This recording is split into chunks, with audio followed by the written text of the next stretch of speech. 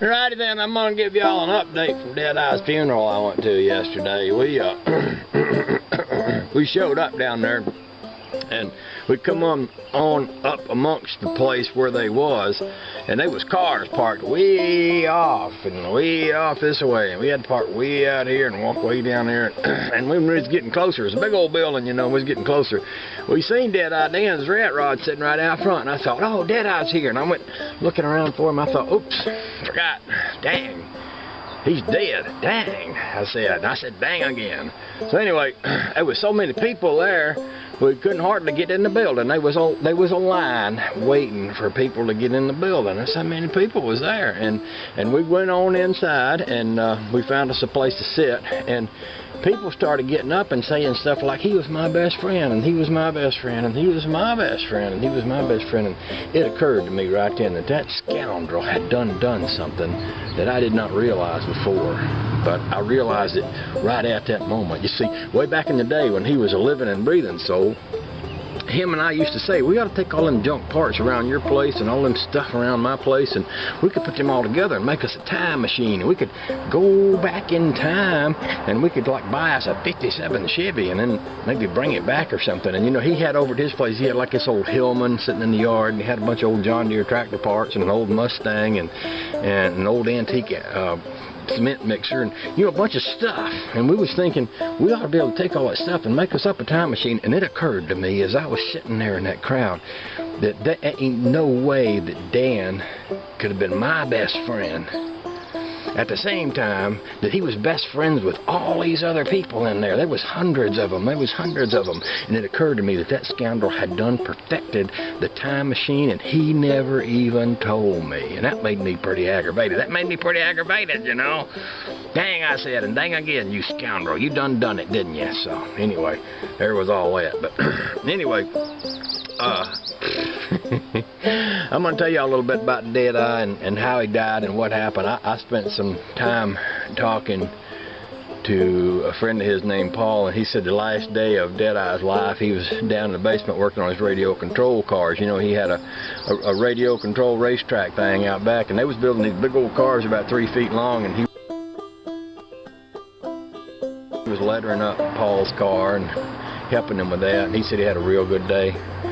His wife said after he got done doing that, he came upstairs and they went out to dinner. They had a real nice dinner. She said when they got ready to go to bed, he told her he loved her and he kissed her. And she didn't even hear him get up during the night, but when she got up in the morning, she found him slumped down in the hall. And she said the look on his face was so peaceful. It was just amazing. And she squatted down and looked at him, and she said she knew he was dead, but she just didn't want to interrupt the moment, and she just said, I love you, and just spent a minute or two with him, and then went and called, you know, whoever you call, 911 or whatever people do nowadays when somebody dies. But that's a pretty good way to go. You know, hate to lose a buddy, but oh, and there was something else. Back when we did the rumble in the quarry with the rat rods, we parked our rat rods out and took some pictures back there. They cremated old Dan up, and they put him in this urn. It was like a box. I was there, and I kept looking at this square thing. It's like made out of granite, and it had a picture of his rat rod engraved on it.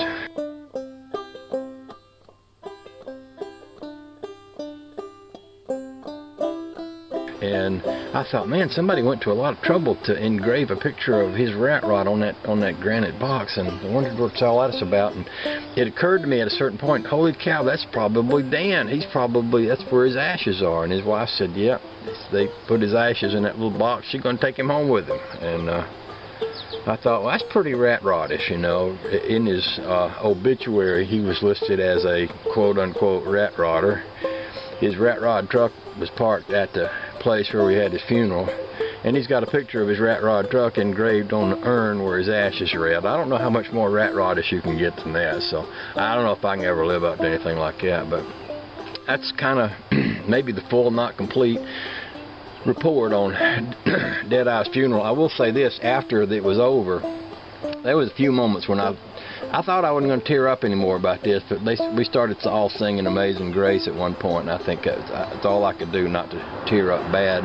And there was a point where his wife grabbed me and gave me a big old hug, and it's hard not to tear up during that. But after the service was basically kind of over, people got in line to go down and talk to his family, and that line just kept growing and growing because people kept joining it. And I think it took an hour or more just for all the people just to walk by. And you know, that's how many friends that I had. It was amazing, and it kept coming up. It's just an amazing amount of friends, and I don't know how he did it unless he did that time machine thing, and that's what I suspect happened. So when I get up to Glory Land and I see him, I'm going to quiz him about that. I'm going to quiz him right hard, and I'm going to say, you scambooger, you went and created a time machine. You didn't even let me know. Boy, he's going to be in trouble. You just wait. You just wait. You just wait.